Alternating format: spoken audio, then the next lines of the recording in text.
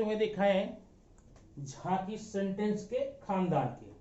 Sentence के कितने प्रकार होते हैं, कौन कौन से होते हैं, पहचान क्या होती है, इसको हमने पिछले वीडियो में आपको दिया और आपने लिया, मैंने दिया और आपने लिया, तो मैं ये मान सकता हूं आप पढ़ भी लिए होंगे, हो गया ना। चलिए, तो आज हम देखेंगे हम किसी सेंटेंस को, असर्टिव सेंटेंस को हम कैसे क्वेश्चन में ले जाते हैं, कैसे एक्सक्लेमेटिव ले जाते हैं, कैसे इंपरेटिव में ले जाते हैं। तो आज हमको पढ़ना है सेंटेंस की इंटरचेंजिंग। क्या करनी है, सेंटेंस की इंटरचेंजिंग, कैसे हम इंटरचेंज करें। अब सबसे पहले यहां पर आप हेडिंग देख सकते हैं, असर्टिव टू एस्नोटाइप क्वेश्चन। तो असर्टिव सेंटेंस को हम एस्नोटाइप क्वेश्चन कैसे बनाएंगे, इस चीज को आज हम इस वीडियो में आपको देंगे। तो सबसे पहले जरूरी होता है कि यस नो टाइप क्वेश्चन होता क्या भाई। हाँ, जब यस नो टाइप क्वेश्चन है इसका मतलब कोई टाइप और होता होगा, तभी तो यहां पर नाम दिया गया यस नो टाइप। हाँ होता है, क्वेश्चन दो होते हैं, एक तो होता है आपने देखा यहां पर एस नो टाइप। अब यस नो टाइप आप समझेंगे कैसे कि ये वाला क्वेश्चन एस नो टाइप है और या ये वाला क्वेश्चन एस नो टाइप नहीं है। सिंपल है, कैसे सिंपल है, ऐसे सारे क्वेश्चन जिसके आंसर आप एस या नो में दे सकते हैं उसे हम बोलेंगे एस नो टाइप क्वेश्चन। ठीक है, मतलब कुछ क्वेश्चन ऐसे होते हैं जिसका आंसर देना बड़ा आसान होता है, बस एक वर्ड में दो, यस नो। कोई पूछा are you hungry, yes, are you happy, no, are you boy, no, are you girl, yes ना। जैसे क्या आप लड़की है, बोलेंगे यस या फिर नो, जो भी आंसर होगा उसका। तो माने इनका आंसर यस या नो में दिया जा सकता है, तो यस नो टाइप इसलिए नाम पड़ गया है। इन्हीं का एक छोटा भाई है, थोड़ा सा बड़ा नटखट है, उसका नाम है डब्ल्यू एस टाइप क्वेश्चन। उसका वीडियो हम इस वीडियो में नहीं शामिल करेंगे, तो काफी बड़ा मैटर हो जाएगा, उसको हम अगले देंगे।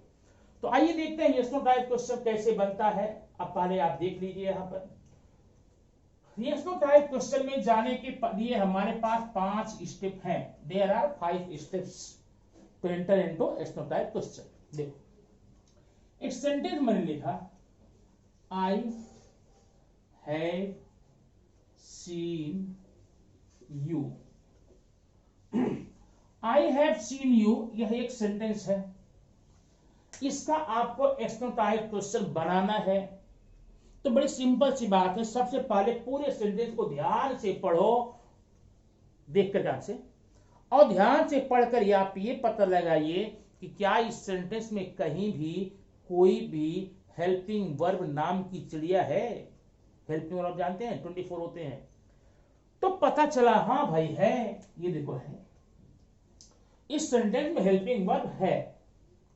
तो क्या होगा, तो बता रहा हूं क्या होगा।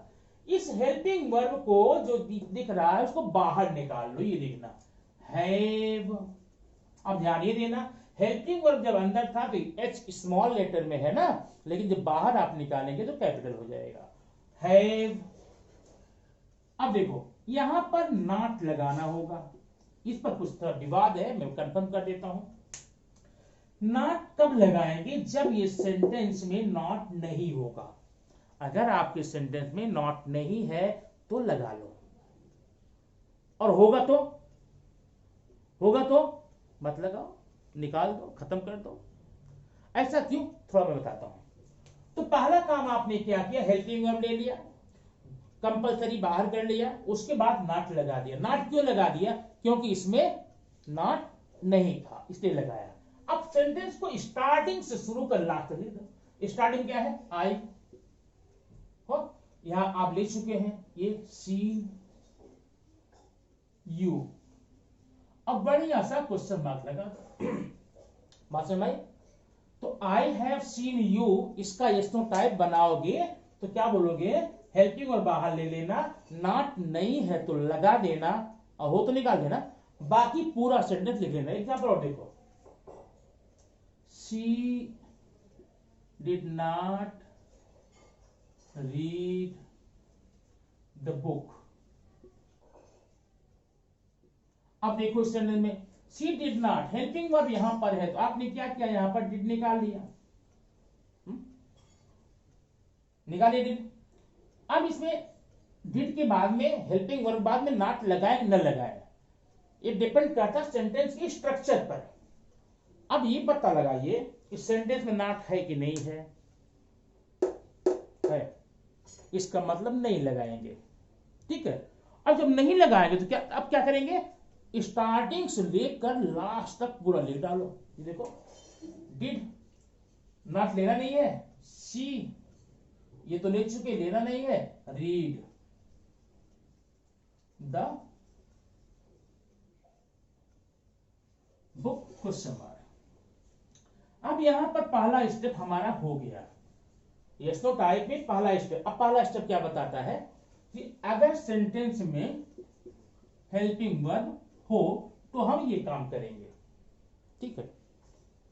अब एक चीज ये देखिए, कहीं कहीं पर मैंने देखा है और किताबों में पढ़ा भी है कि अगर किसी से हेल्पिंग वर्ब बदलने को बताइए तो सीधा हेल्पिंग वर्ब किसी से यस नो टाइप क्वेश्चन बनाने को बताइए, बोलिए तो सीधा हेल्पिंग वर्ब बाहर करके जस्ट का तस एज इट इज, जैसा सेंटेंस है वैसा लिख देते हैं। जैसे अभी सेंटेंस क्या होगा, आई हैव सीन यू, उन्होंने क्या बताया, हैव आई सीन यू, मैंने नॉट नहीं था तो नहीं लगा, होता तो लगता, ये नियम। लेकिन ये रॉन्ग नियम है, ऐसा कभी करना नहीं चाहिए। अगर आप करते ठीक है, किसने बताया, किसने सिखाया, आप उससे पूछिए, थोड़ा डिस्कशन कीजिए, पता चल जाएगा क्या होता है।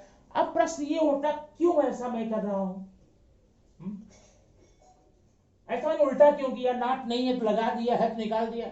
इसका रीजन ये है, हमें सेंटेंस में क्या करना है, चेंज नहीं करना है, इंटरचेंज करना, माने मीनिंग वही होनी चाहिए जो मीनिंग पहले। सेंटेंस में कुछ भी चेंज करो, अफर्मेटिव नेगेटिव बनाओ, एक्टिव वॉइस से पैसिव वॉइस बनाओ, डायरेक्ट स्पीच से इनडायरेक्ट बनाओ, असर्टिव से एक्सक्लेमेटरी बनाओ, लेकिन इसकी मीनिंग जो पूर्व सेंटेंस में थी, पहले के सेंटेंस में थी, वही होनी चाहिए। अब ऐसा देखिए आप, मैंने कहा आई have scene a book, I have scene a book, मैंने किताब देखी, scene you, I have seen you, मैंने आपको देखा है, मैंने आपको देखा, जरा हिंदी सोच के बताइए, मैंने आपको देखा है, नहीं देखा क्या, मैंने आपको देखा है, नहीं देखा क्या।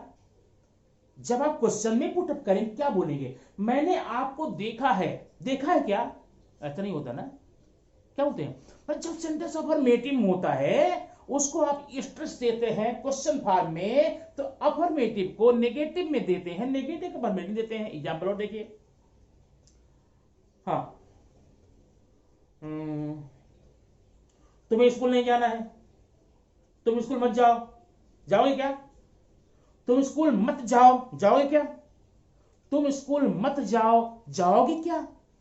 मतलब सेंटेंस तो मैंने बोला नेगेटिव में और क्वेश्चन बना रहा हूं किसमें, अफर्मेटिव में। इससे क्या होता है, तुम स्कूल मत जाओ, ये सेंटेंस था। मैं कहना क्या चाहता हूं,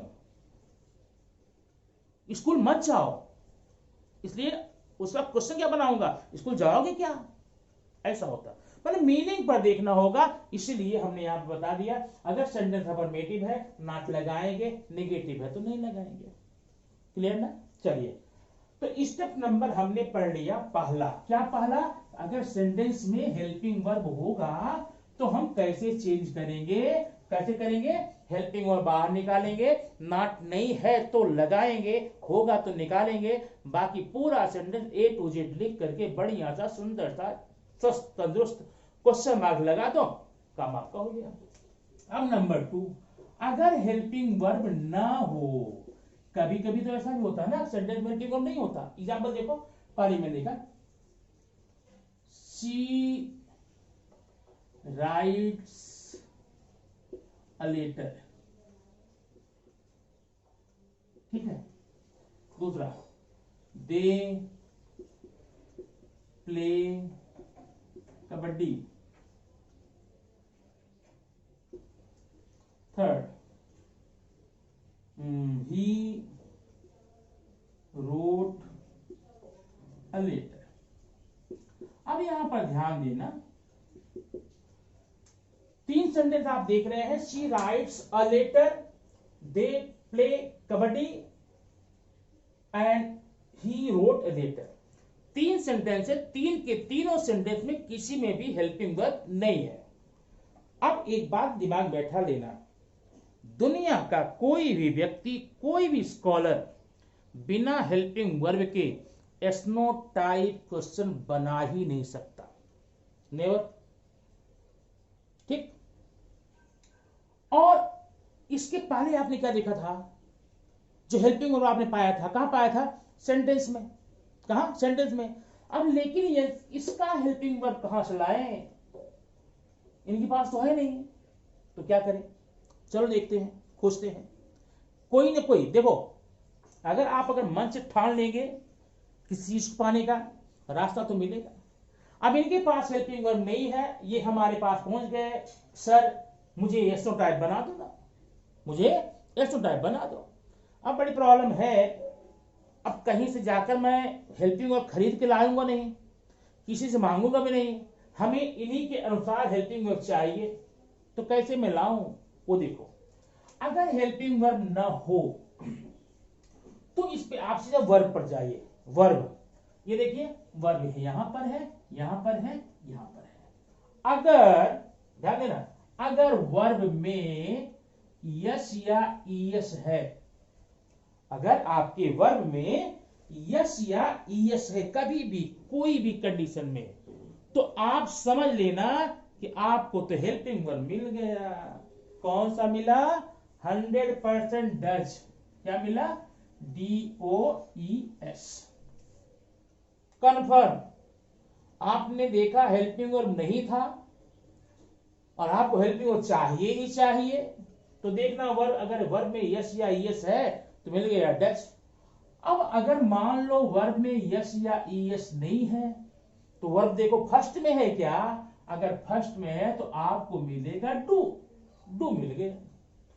और अगर मान लो वर्ब फर्स्ट में भी नहीं है तो वर्ब सेकंड में हो सकता है, सेकंड में आपको मिलेगा डिड, हो गया। इस प्रकार से अगर आपके सेंटेंस में हेल्पिंग वर्ब नहीं दिख रहा है तो वर्ब को देखकर आप कर सकते हैं। आइए आंसर देखते हैं। Answer number 1, she writes a letter, यहां पर यस या ईएस है, मतलब डज मिलेगा, मिल गया। डज क्यों मिला, क्योंकि वर्ब में यस या ईएस था। नॉट इसमें है क्या, नहीं है, लगा लो यहां पर ना नॉट, डज नॉट। अब आ जाओ स्टार्टिंग में, सी, does not C.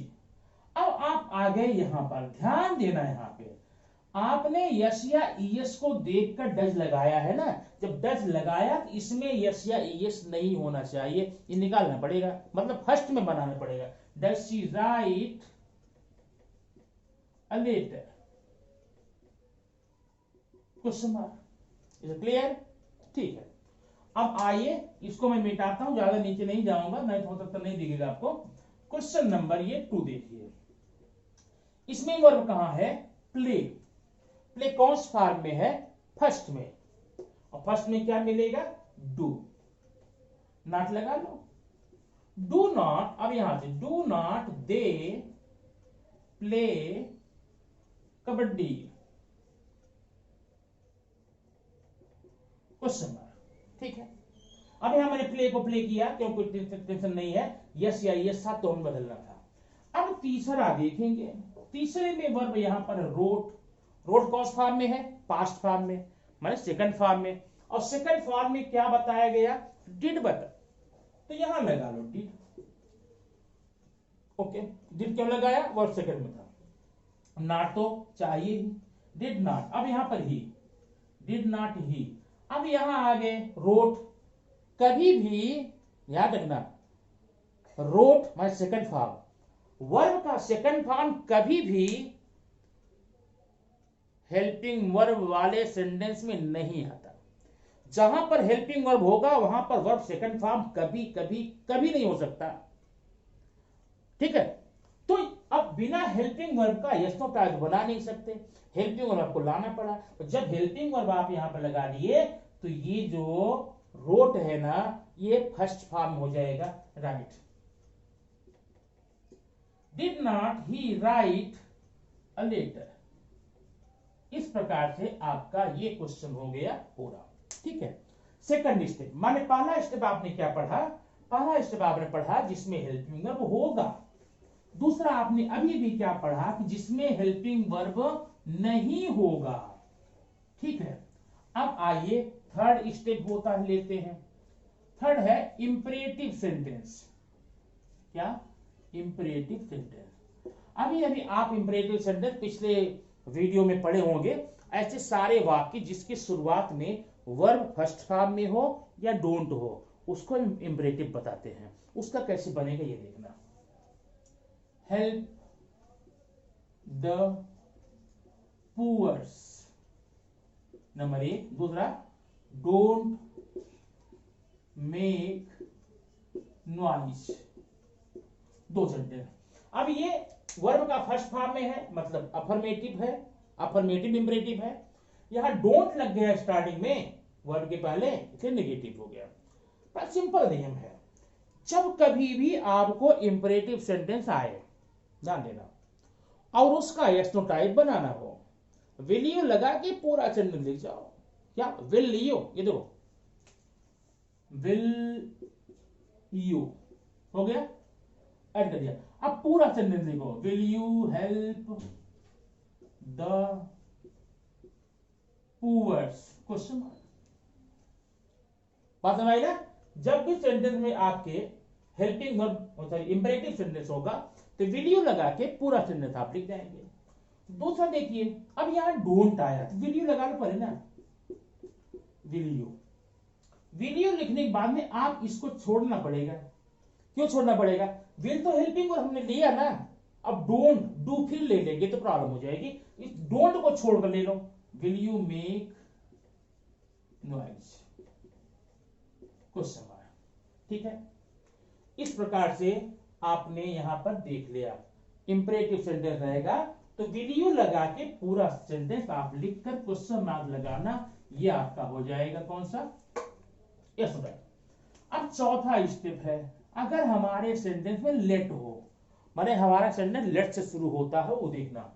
Let him Singh a song, हमें इसका बनाना है यस नो टाइप क्वेश्चन। तो जरा इसको विचार करो, लेट है क्या आखिर? माने उसे गाना गाने दो, मत जाने दो, जाने दो। आप किसी से बोल जाने दो भाई, ये रिक्वेस्ट होगा, परमिशन होगा ना, ऑर्डर हो सकता है। तो जब ये लेट है, ऑर्डर है, परमिशन है, रिक्वेस्ट है, तब तो भैया ये तो आपका इंपरेटिव हुआ। क्या? इंपरेटिव। क्यों? ये लेट वर्ब है। लेट क्या है? वर्ब है। लेट लेट लेट तीनों फॉर्म में जैसा होता है, ये फर्स्ट फॉर्म है। तो जब लेट वर्ब है तो ये सेंटेंस इंपरेटिव हुआ। जब इंपरेटिव हुआ तो इंपरेटिव का नियम लगाओ ना। क्या नियम था? विल यू, विल यू, आगे पूरा sentence, will you let him Singh a song, question mark. चौथा स्टेप पूरा हो गया आपका। आइए हम आखिरी स्टेप देखते हैं, last step yes no type का। लास्ट स्टेप ये है कि जिस सेंटेंस के स्टार्टिंग में लेट अस, ये देखना, लेट अस, या इसी को हम कंट्रैक्टेड फॉर्म में ऐसा लिखते हैं लेट्स, ये हो तो क्या करेंगे? देखो, let's move back, let's move back. जब भी ऐसा सेंटेंस आपको आए लेट्स वाला, तो स्टार्टिंग में आप लगाइए साल्वी, क्या? या फिर शुड बी, इन दोनों में कोई भी लगा लेना। अब ऐसा मत बोलना हम कहां साल्वी लगाएं, कहां पर शुड बी लगाएंगे। साल्वी या शुड बी लगा लिया, उसके बाद इसको छोड़ देना ना, पूरा सेंटेंस लिख लो, move back, question mark. Salvi move back, should be move back. तो बेटा इस प्रकार से आपके 5 स्टेप हो गए यस नो टाइप क्वेश्चन बनाने के। लेकिन अभी इसमें कुछ हम टिपिकल पॉइंट लेंगे टिपिकल पॉइंट समझना बहुत जरूरी है, नहीं तो बड़ी कभी कभी हमें कंफ्यूज कर देता है। ये टिपिकल पॉइंट क्या है, typical point yes no type का, ये कोई ग्रामर का नाम नहीं है। टिपिकल मैंने इसलिए कहा क्योंकि उन नियमों से हट करके है। हट के कैसे बता रहा हूं, देखो Rahul has seen a book, ध्यान देना इस पर, Rahul has seen a book. अभी ये सीन वर्ब है, यहां पर ये हेल्पिंग वर्ब है, तो हेल्पिंग वर्ब निकाल लो, has not Rahul seen a book आपका हो गया, ठीक है, सिंपल है पहले जैसा। लेकिन अगर मैं इसको निकाल दूं ये, तो हो गया राहुल हैज ए बुक। अभी ये जो हैज है ना, वो हेल्पिंग वर्ब नहीं है, ध्यान देना, ये मेन वर्ब है।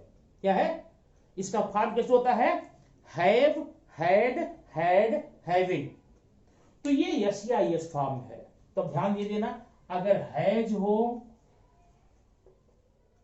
हैव हो, हैज हो तो आपको डज मिलेगा, हैव है तो आपको डू मिलेगा, और अगर यहां पर हैड है तो डिड मिलेगा, ध्यान देना। लेकिन ऐसा आप तब करना जब आपके सेंटेंस में हैज, हैव, हैड हो लेकिन मेन वर्ब न हो, तो यहां पर क्या हो जाएगा, डज लग जाएगा ना, डज।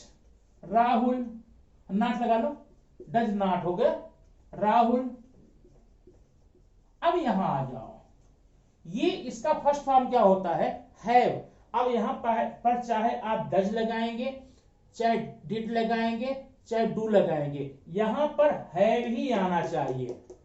यहां पर ना, चाहे हैज हो तो भी हैव हो तो भी हैड हो तो भी है, तो यहां पर क्या करेंगे, does not Rahul, does not Rahul have a book, कुछ समान। तो ये आप समझ गए होंगे टिपिकल पॉइंट है।